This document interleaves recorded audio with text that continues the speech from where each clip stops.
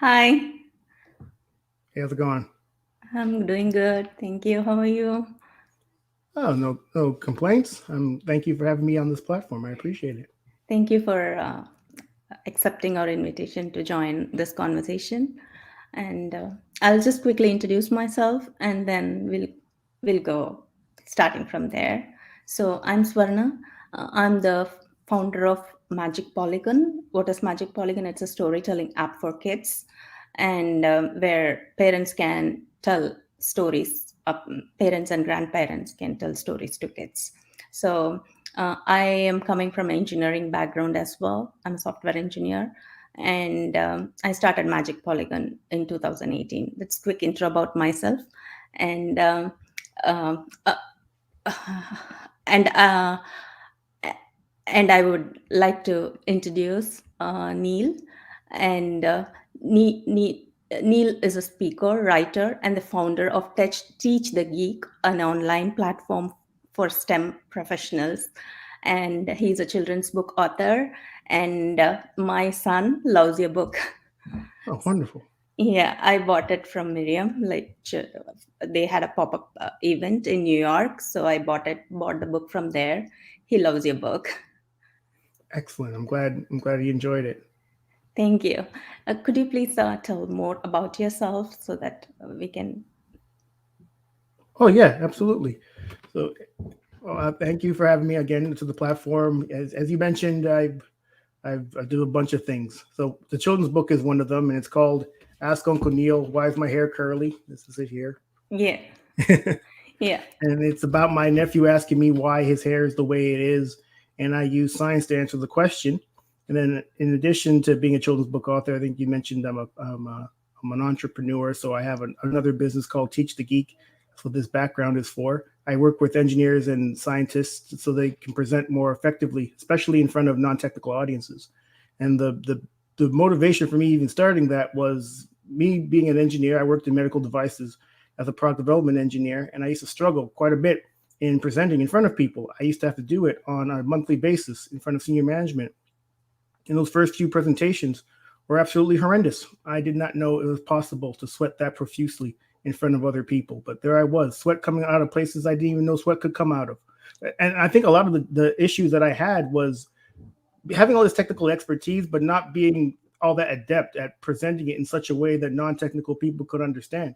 And many of Mm-hmm. the people in the senior management didn't have the same technical background that I did. So Mm-hmm. oftentimes what would happen, especially during those first few presentations, is I would get questions that I thought I had answered during the presentation, but because I didn't put it in such a way that the audience could understand, now I'm getting these questions. I thought I had answered them. The people are getting frustrated, and I'm frustrated, and I'm sweating even more than I was before. You know? And it was just a mess all around. Eventually, I saw the benefit. I learned my lesson. Perhaps I was a bit hard headed because you would have thought I learned my lesson after that first failed presentation, but I didn't. It actually, my project ended up getting canceled, the project that I was brought into the company to do. And that really was the motivation for me to start getting better at giving presentations in front of people because I didn't want that outcome again. And so what I ended up doing is I joined Toastmasters. For those of you all that don't know, it's an Mm-hmm. international organization. They have chapters all over the world, and it's really helpful in providing a forum to practice your public speaking skills. And so, no matter where I was living at the time, I would join a Toastmasters group. And luckily, I didn't lose my job after my project got canceled. I was just assigned to other projects. So I still was able to practice giving presentations in front of people. And I Mm-hmm. used, especially since I was on teams, I used being on teams as a basis to practice my public speaking skills in less pressurized situations. You know, if because I was on these teams, I would have to present in front of the team. So before I Mm-hmm. going up and presenting in front of management, I essentially used presentations in front of the team as a kind of practice. So that by the time I got up in front of senior management, I was a bit more polished. So that was really helpful. So that's one of the things I did. So I mentioned Teach the Geek. I mentioned the children's book.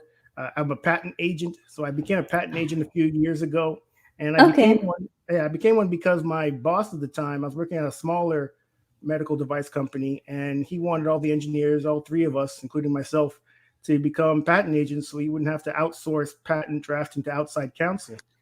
Yeah. So I became. Oh, go ahead. Sorry, go ahead. So I became one, and wouldn't you know that he still outsourced all the patent drafting to outside counsel? So now I'm a patent agent with nothing to patent. So that was the case for quite some time when I was at this company. When I eventually left, I had to figure out what I was going to do next, and I figured, well, I spent all this time and effort becoming a patent agent. Why don't I give that a shot? So for the next couple of years, I worked as a freelance patent agent. Mm-hmm. The reason why that didn't go as well as I had hoped is because I think just as a solo patent agent, you don't get as many interesting cases. Mm.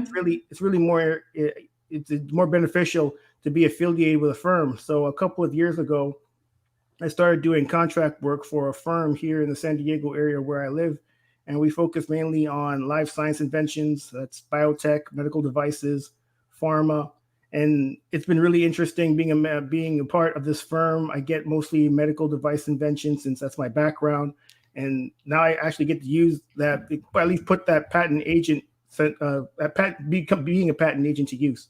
So those are the things that I do: patent agent, teach the geek, and my children's book. Great. I mean, I do understand because I filed a patent for Magic Polygon's concept, a utility patent. So when we received a patent as well, I hired some agent to draft the thing. So I do understand like how it would work. Right. So it's so good to hear so many good things, and uh, I mean, what motivated you to write a children's book? I had a very inquisitive nephew. So as I mentioned, the book's about him asking me why his hair is the way it is, and I use science to answer the question. The Mm-hmm. motivation really was twofold. It was him asking me the question and me not knowing the answer. So I figured, let me try to figure out the answer. And once I did, I thought this could be a really interesting children's book. And Mm-hmm. then another motivation for the book is to encourage more Black children to consider careers in STEM: Exactly. science, technology, engineering, and math. Mm-hmm. And really, where that comes from is I want them to know that there are no careers that are off limits to them, but I also Mm-hmm. want them to know that there likely will be naysayers as they grow older, and people Mm-hmm. telling them what they can and can't do. But I Mm-hmm. want them to have the confidence from a young age. The book is rated for children's from second to third grade, around that age, so 8 years and under. I want them to know that even if there are going to be naysayers, that they have the confidence to ignore them. And that message was crystallized to me based on a conversation I had with a co not with a acquaintance. So as I mentioned, I live here in the San Diego area, and the Black population here is pretty low, maybe 5%, if that. So Mm-hmm. oftentimes when I go to events, there's not a whole lot of Black people there. So I had a conversation one time with an acquaintance, a Black woman. We were at Mm-hmm. one of these events, and she said oftentimes when she goes into these events and doesn't see a whole lot of Black people, she gets uncomfortable and leaves. And I remember Mm. thinking to myself, if you leave every time you're uncomfortable going to an event, you're leaving all the events, because we're always going to be outnumbered at these events, Yeah, and you're and you losing opportunities. and you're losing opportunities. Absolutely. So this is a woman that's I don't know her age, but I would think she would at least be in her 40s. Mm-hmm. Essentially, I wrote the book so that these young children won't grow up to be like my acquaintance. They'll have the confidence to go into anywhere and understand that they deserve to be there as much as anyone else. Great, great, great. Actually, that's a very good point because, like, there's so many curious questions when children are very young, and we have to encourage them uh, to to find answers for them. So that's one thing I really loved about the book, where you are actually giving them various facts and encouraging people to ask more questions. So that's Yeah. Yeah, actually, another thing that I never even thought about the book, but reviewers actually said this about the book. I thought it was a very interesting point. Is that they said that they really enjoyed the book because it encouraged children to ask questions of people that are not more knowledgeable. So if you have a scientific question, ask a scientist, because that person is likely going to know about the science. And so mm, that wasn't even something I thought about when I wrote the book, but when they brought it up, I thought that's an excellent point. So I'm really glad that people get that from the book as well. yeah, and also it also motivates people to think about the differences around them and see like what does science say about it, right? So that's the very a very interesting thing that I felt like I bought the book and I gave it to my son. He's 7 year old, so he read it at one shot.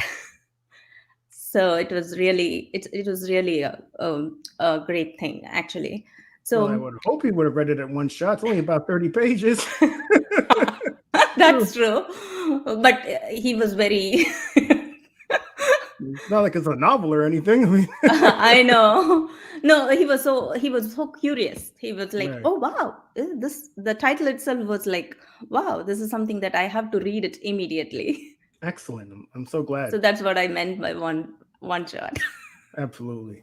I mean, if you had to put it down, yeah, I suppose that would have been that would have been a problem for me. I mean, 30 pages and you had to put it down. Oh man, it was interesting enough. So I'm glad he was able to read it in one sitting. Yeah, yeah, that's true. A- And um, and I also saw something like I also saw that the book has been awarded literary titan award. I was browsing today and I found out. Could you please tell more about the Oh wow, yeah, that was quite the surprise. I was really happy that the reviewer enjoyed the book as much as he or she did. I'm not sure if it was a man or a woman, but when I read the review, I just thought, wow, they said something like it was like one of the best books, one of the better children's books that they've read in a while, and that Mhm. just made me feel really good. It made me think, well, I always had the idea of making the book a series in which my nephew would ask me a question and I would use science to answer it. Essentially, they all the books would be under the Ask Uncle Neil banner. And if that wasn't motivation to write future books, I don't know what is. So I was very happy when I received that award. Great. That was going to be my next question actually. Like, are you planning to write a STEM series? Oh yeah, no question. So essentially, it's going to be my nephew asking me a question, and then I use science to answer it. So that's essentially going to be the scope of all future books at least under the Ask Uncle Neil banner. And I mean, you mentioned that you wanted to write this book to motivate kids. And in your future series, are you going to focus on like the how the gender fact? I mean, kids of like girls coming into tech, because we know there is a huge gap in the STEM. That there is a gender gap. So, are you planning in those lines as well? Hmm. It wasn't something I was really thinking about. I wasn't really thinking about the book in terms of gender. I was thinking more of it in terms of race.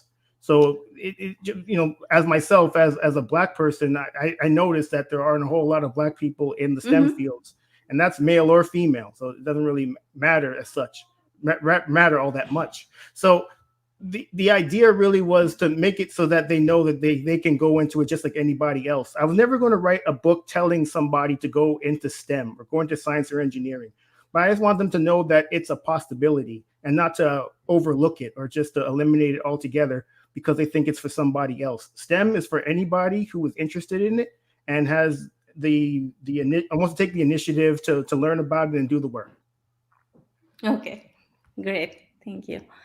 And I also see that your company Teach the Geek. It's all about like teaching geeks about storytelling, right? So storytelling is like an art, right? Like so, is it a? I mean, it's a quality that you develop over time, and inherently as children, uh, what parents can tell the kids or motivate how the parents can motivate the kids for uh, uh, for storytelling skills. Yeah, when children are young, they enjoy stories, but for some reason, as you get older, you think that perhaps using stories in presentations isn't all that appropriate. At least that's what I thought, especially for more technical presentations like the ones I was giving when I was an engineer. But if you really Hmm. want to keep people's attention, stories are an excellent way to do it. And I, it was something that I eventually had to came to learn from just experience and also from being a member of Toastmasters. So even if Hmm. you have a whole lot of technical expertise that you want to convey to people, if you're able to couch all the technical expertise, the technical data in terms of stories, it's way more. You're going to be way more likely to keep people's attention, especially people who don't have the same technical expertise as you do. because it's really easy to just stop paying attention if you start using a whole lot of technical jargon, just start spitting out a whole lot of technical data. You'll lose people really quickly, even people that aren't that do have the technical background. But especially for those who don't, oh, they're going to be staring off into space. They're going to be looking at their phones. They're going to be falling asleep, all of which have happened during my presentations early on. And you don't want those outcomes. So storytelling is very important. Okay. And like once you decided to write the children's book, like how did you go about that? Like I know since it's a children's book, you have to find a right illustrator, and it's I mean, since I'm working on Magic Polygon, I know like a storyteller and the illustrator have to understand each other, especially when you hire someone. It's like a challenging thing, I feel, because the person has to understand what is there in the mind of the writer, right? So that's how did you find your illustrator, and how did you go about the entire journey? Well, when I first decided I was going to write my children's book, I wanted to have full control over it. So the idea of going to a more traditional publisher was out for me because I didn't want to be told what to do. And so Mm-hmm. I decided to self-publish it. When I Mm-hmm. made that decision, I had to figure out how to do that. Luckily, I found someone who essentially was a mentor to me, who put me through the whole, or it put me through the whole process, showed me the whole process of how to self-publish a book. And as you mentioned, one of the parts of the process was finding an illustrator. The first illustrator, and I mentioned the first illustrator because there was a second one. The first illustrator that I hired, I found on Google, Mm-hmm. and she did drawings, and I hated them. I hated those drawings so thoroughly. They I sent her pictures of myself, my sister, my nephew's mother, and myself, pardon me, my nephew. Those are the three characters in the book, and what she sent me looked nothing like any of us. So Oh I my. just, I just remember thinking to myself, and not only that, but she was also, I sent her the text to put on the pages, and they were typing, and there was misspelled Mm-hmm. words, and all. It was just a mess. And just, how do Oh you my god. misspell the? I mean, it's a really hard word to mess up, but there it was. So I realized that I couldn't use her as the illustrator for my book. So eventually, I found another illustrator on Fiverr, of all places, Mm-hmm. and her name was Kathy. Kathy, I sent her the same pictures I sent the first illustrator. I sent her the Mm-hmm. same text, the manuscript for the book, and she knocked it out knocked it out the park at the first shot. The Mm-hmm. illustrations were excellent. They looked exactly like what my sibling, my sister, my nephew, and I looked like. She didn't mess up the text once, and it was just, oh man, I was so glad that I got it right eventually, but it certainly would have been more helpful to have gotten it right the first time. And then I hired an editor. So I didn't Okay. want to just trust myself to look through the book to make sure that it made sense, that all the words were spelled correctly, and looking at grammatical errors, that type of thing. So I hired an editor to look through the book as well, and she offered some excellent advice. She's actually a PhD in English, so she Mm-hmm. offered some great advice on how to improve the book, and I took her suggestions, and that eventually turned out to what the book eventually became. Great. Great.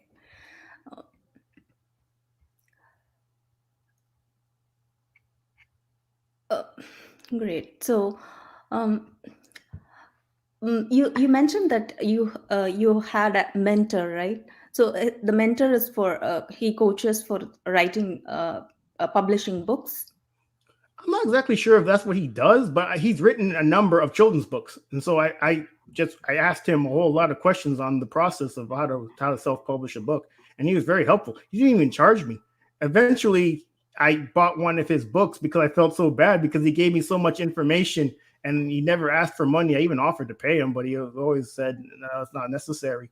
But he was instrumental in helping me put the book out. Mm-hmm. Thank you. And when what is your opinion on digital publishing, like ebooks apart from the physical books? When Well, yes, I have the book is available on Kindle as well. I'm not exactly sure how well. Obviously I'm not a kid today, so they are more attuned to having these books digitally available as well as the actual, the soft cover or hardcover book, the physical book, I would think that a child would prefer to flip through pages of an Mm-hmm. actual book as opposed to looking at a Kindle or an iPad and just swiping left or right to look at images. But I mean, I guess maybe I'm too old to have an opinion on that. What did your son think? He likes both because his school promotes digital apps, especially after pandemic. Um, he likes both. Of course, he uses more physical books, but he does like the digital books as well. He has couple of options from his school where they actually give uh, uh, options to use digital books. So he's fine with both, but his preference is definitely physical book. Okay, well, I'm glad I have both available. Great, because if you look at the Magic Polygon, the app that my company is doing, like it's like a digital book, but you can tell stories in your own voice, where the author, or I mean, if the author wants to do, he can also record the story in his own voice, or they can do a live streaming session or something like that, and you can tell stories. It's more like the concept is more to promote kids to tell stories. Like, see, if someone is reading a book, they can add their own points, their own perspectives, and even in your same book, they can do some research and find more information uh, about the facts, and they can narrate in their own voice, something like that. Okay, yeah, that's definitely something to take into account for future books. Okay, that's nice to hear. And and you said that you've self-published, right? So what were the struggles, or what were the learnings, probably I would say, out of Well, self-publishing? it certainly would be to do a better job of picking an illustrator. Hopefully, I would for the next time. I'll just use Kathy. Hopefully, she's available. I won't have to go and find another illustrator like I did the first time. So there was that. There's also the ISBN number. So every book has a unique number to it. And when Mm-hmm. I first bought, so you, if you're a self-published author, you have the option to buy an ISBN number, or you can use the one that's given to you by Amazon. And I highly suggest you buy your own, because when you do, you own that. You don't own the one that Amazon gives you. Mm-hmm. So that's something that I learned. So actually, luckily, my mentor was the one that told me you have to buy your own, and he told me the website where I should buy my own. And something that I learned for the next time is I won't just buy one. I'll buy multiple ISBN numbers, because now that I've decided that I'm going to make it a series, I'm going to need a number of them. And not only that, if you decide to write a book and have it in hardcover and soft cover, well, Mm-hmm. those require two different ISBN numbers, even if it's the same book. But because they're in different formats, you Mm-hmm. need two different ISBN numbers. So I'm going to buy several ISBN numbers next time. Wow, great. And when are you? I mean, is there any future dates that you are planning to publish your next book on this series? Well, I hope to do it this year, but I really want to do a better job at figuring out the best way to promote the book that I already have, so that by Mm-hmm. the time that I put out future books, it'll be more of a seamless process. Once I put the book out, or even shortly before the book comes out, I'll know exactly what I'm going to do. So that's basically what I've been doing now, or since the first book has been put out, has been figuring out the best way to get the word out about the book. And so by the time that any other books come, I would like to have that process more concrete. Okay. Okay, great. And uh, I know that, like, you are doing in the Teach the Geek, like you're doing the coaching for storytelling. Is there does that help you in your story narration in your books? I mean, I would think so. I mean, just the idea of being able to communicate effectively in front of audiences has been helpful. Even doing things like this, doing an interview in front of people, it's just it makes it so that you're more understandable to people. when you're able to communicate more effectively, just more efficiently in front of others.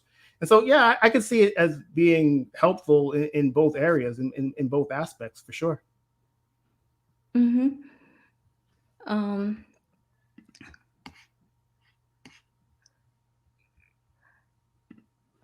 okay. How, I mean, for kids, to motivate them uh, to write their own stories, like, I mean, uh, is there a way for them? I know, like, reading books is one option, and how do we improve the storytelling skills for kids? I think your first suggestion was a good one. Is certainly reading and just seeing what other people have done. Perhaps there's no reason to recreate the wheel, but you need to balance that with just having creativity of your own. And what do you think? What kind of book would you want to read? And creating it, being the changes you want to see. Essentially, that's. I Mm-hmm. mean, I don't know any other books that are like the one that I wrote. There are certainly a number of books out there about hair, but not coming from the aspect of why Science. the hair yeah, it's science, right? Why the hair is the way it is. And Mm. that's what I really liked about the book too, just the uniqueness of it. So there certainly is the balance of seeing what's come already, but then also having the creativity to create something new. Great, thank you. Um, I think that's all. Those are the questions that I had for you. Thanks for accepting our invitation. Let's just see, like, if we get any other questions on the chat or something. Okay.